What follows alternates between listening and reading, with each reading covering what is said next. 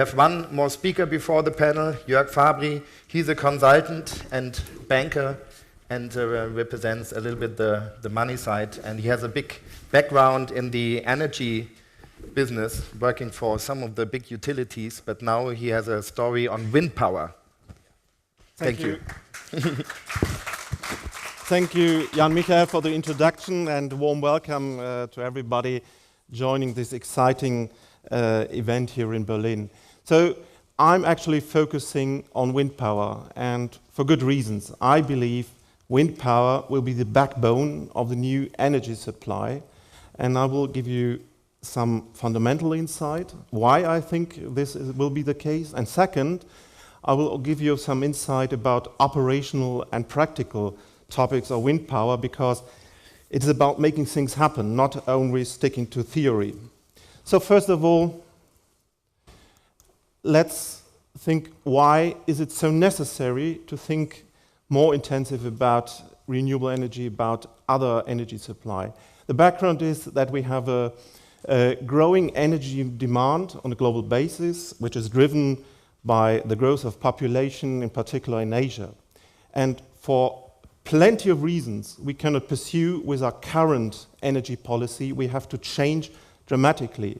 These reasons are very obvious. It is about the CO2 issue, the greenhouse issue, but as mentioned before by some other speakers, the dependency on unstable, politically unstable countries is another topic, and it is true, peak oil is close, so we have to do something. We cannot simply fulfill this energy demand without making bigger changes.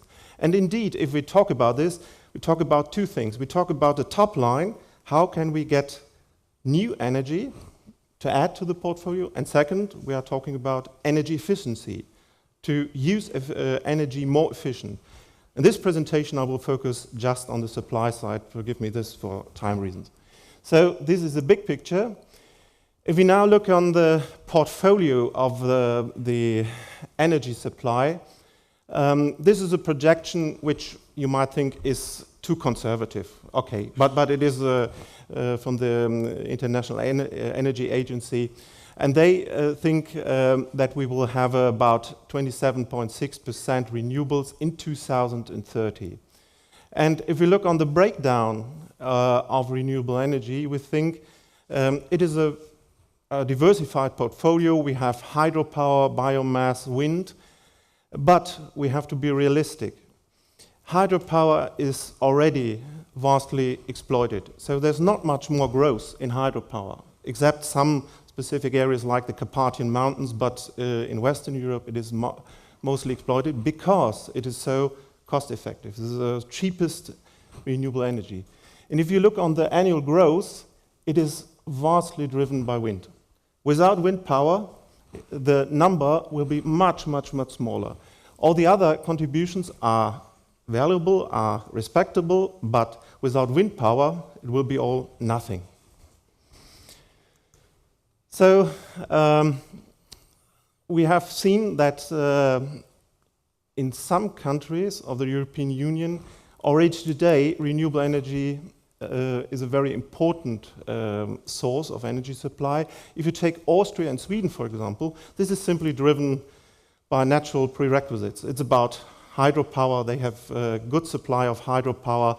And so, once again, we have to say the supply of renewable energy is driven by natural prerequisites. If you are close to mountains, you can have good prerequisites. And it is driven by state initiatives, by subsidies, by the framework given by the governments. So, if we now look once again on the amount of renewable energy, we see in absolute terms, France, Germany, Sweden, they have already a large production of renewable energy. If we look more specifically on wind power, there are two countries far ahead of all the others, and this is Germany and Spain. Okay, this is the EU 27 view, but we also have to consider the global and international view. You see, Germany is a world market leader in wind power. Spain, as said, very strong as well. but since the change in government, the US is becoming a very interesting market for wind power, and we should not neglect that there's a lot of growth potential in India, China, lots of other markets. That means this shows very clear this is a big, big opportunity for the German economy, for German companies to export their advanced know-how in wind power to many, many other regions of the world. So we should not forget this. This is about doing something for our economy as well. So now I will focus much more on operational, practical topics, because these are all figures, you have seen plenty of them, but what does it really mean to make it happen? And there are plenty of things on the agenda of the CEO of a wind power company he has to solve to make it happen. For example, one important thing is load dispatching portfolio management, because wind power is not always constant, it is quite volatile. How to manage this? It is about operational excellence to make it really good, cost effective. How to finance it, financial strategies. There are much other things like technical development, R&D, business development, project management. But for today, allow me to focus just on the first three topics, because I think these are the most important ones. So if we talk about renewables, we have to see, first of all, we have to match the demand profile. The demand profile from households, from industry, from all consumers. And then we look on the production, the generation profiles of the different renewable energy sources, and you see there are, it is very illustrative, I have to admit, but there are big differences in the supply portfolio of wind, hydro, solar. And of course, this is the first challenge, to build a portfolio which fits very well together and contributes significantly to match the demand in the market. However, we have to be realistic. This cannot be simply matched by renewables alone. That means we have to be clear that we have to have more control energy if renewable energy production is much down, that we can compensate that very quickly. And that would mean that the generation portfolio of today might change very significantly if the share of renewable energy is going to be bigger. In particular, the share of gas is likely to become bigger, because gas is the best balance and control energy which we have today.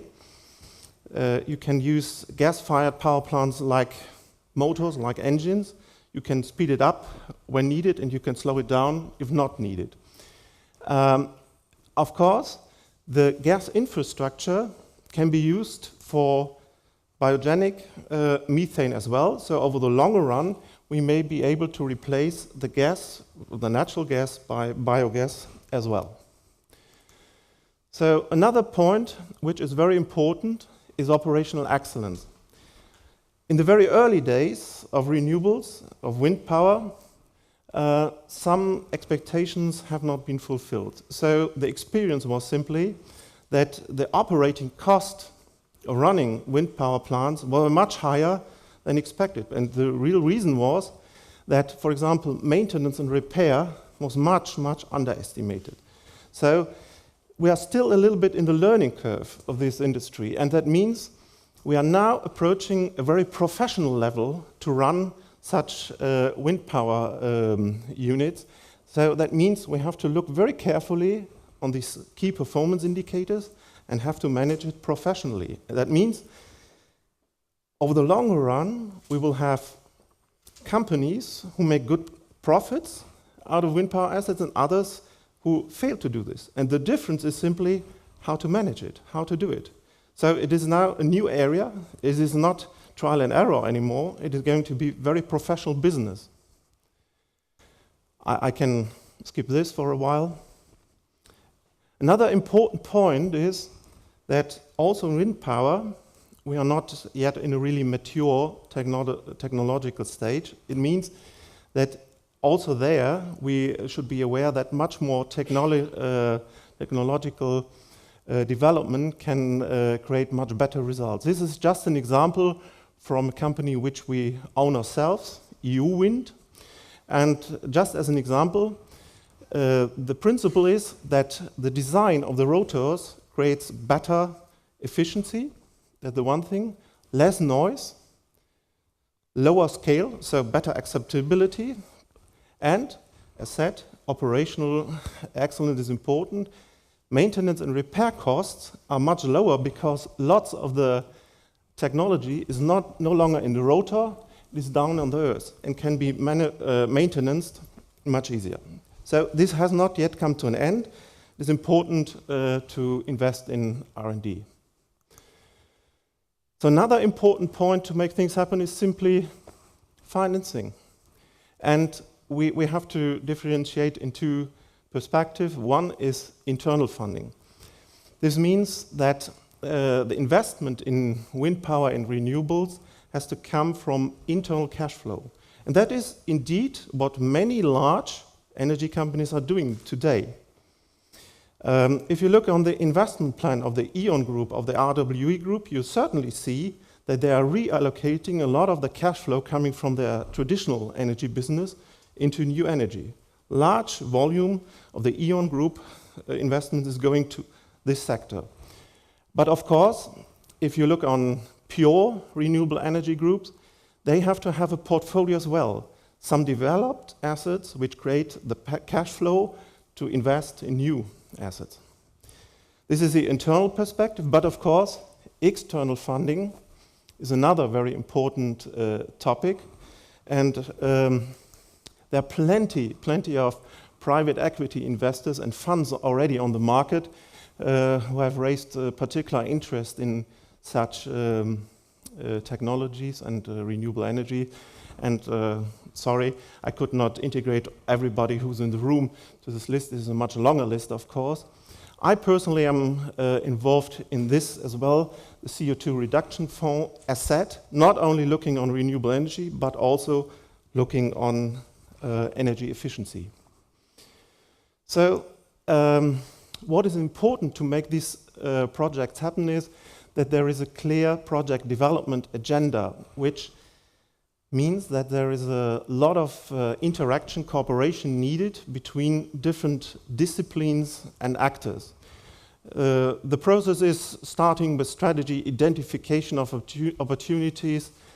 It is followed by feasibility studies which incorporate a lot of technical know-how. Then it is about project financing, partnering concept, design and engineering is certainly a topic for engineering companies. It is about building these things, construction companies. Owner-operatorship is very important, and maybe ownership is another important topic of this project development plan. So this was a very short and quick breakdown of the wind power opportunity. And as said, I think now we are on a stage to make it a very professional business. I personally believe that it will be the backbone of the energy chain, at least in Europe. Thank you very much. Thank you.